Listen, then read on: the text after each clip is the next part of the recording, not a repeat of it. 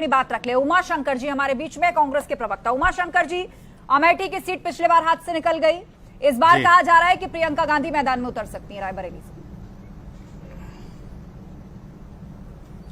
देखिए, प्रियंका जी कांग्रेस पार्टी की बड़ी नेता हैं। ये उन पर निर्भर करता है वो चुनाव लड़ेंगी नहीं लड़ेंगी। अगर लड़ेंगी तो रायबरेली लड़ेंगी या अमेठी लड़ेंगी या सुल्तानपुर लड़ेंगी या उत्तर प्रदेश के किसी अन्य सीट से लड़ेंगी, ये उन पर है। और जब ये आएगा तो निश्चित रूप से आपको भी पता चलेगा और उत्तर प्रदेश और देश को भी पता चलेगा। रही बात, देखिए, कांग्रेस पार्टी भारत जोड़ो यात्रा के माध्यम से पूरे देश में जनता के जो असली मुद्दे हैं उनको उठाने का काम उन्होंने किया और उसके सकारात्मक परिणाम भी देश के सामने आए।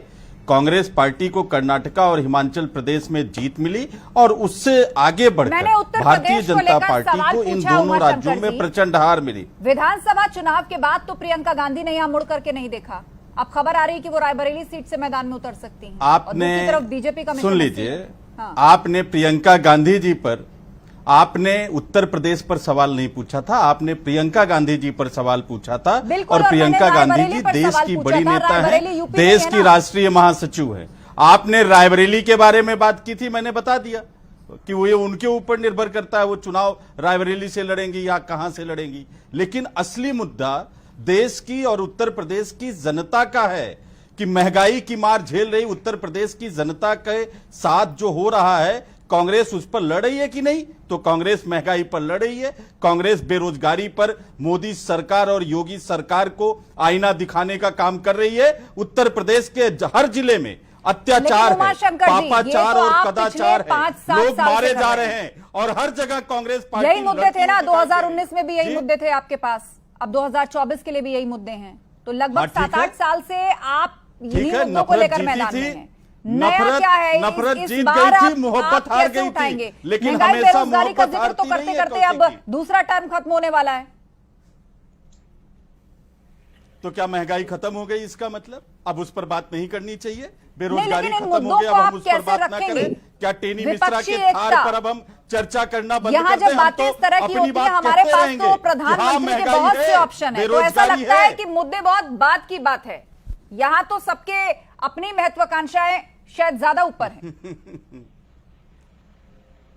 नहीं, गैर संवैधानिक बातें क्यों कर रही हैं आप? तो मैं नहीं कर रही, मैं तो केवल एक कोट कर रही हूं आपके सामने। आपको पता होगा ये बयान किसने दिया? नहीं, आप कर रही हैं। आपने चुनाव लड़ा है उनके साथ मिलके। नहीं, आप जानते हैं समाजवादी पार्टी के साथ चुनाव लड़ा है ना। बस मैं वही की बात कोट कर रही हूँ और आपसे पूछ रही हूँ। सुन लीजिए कौशिक जी, आप सुन लीजिए, आप बताइए। संसदीय प्रणाली और जो संविधान का नियम है कि देश सांसद चुनता है, प्रधानमंत्री नहीं चुनता है।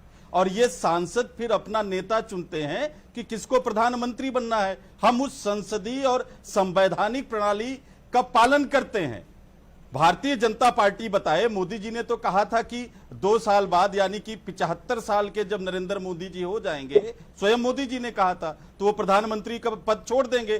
तो उनको इस बार 2 कैंडिडेट फिर देने चाहिए। एक जो 75 साल यानी कि 2025 तक अगर वो मोदी का चेहरा प्रस्तुत कर रहे हैं तो 25 से 27 तक किसका चेहरा प्रस्तुत कर रहे हैं, ये भी उनको देना चाहिए।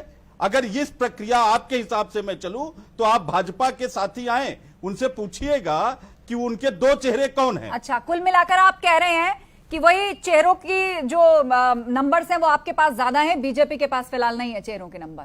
घूम फिर कर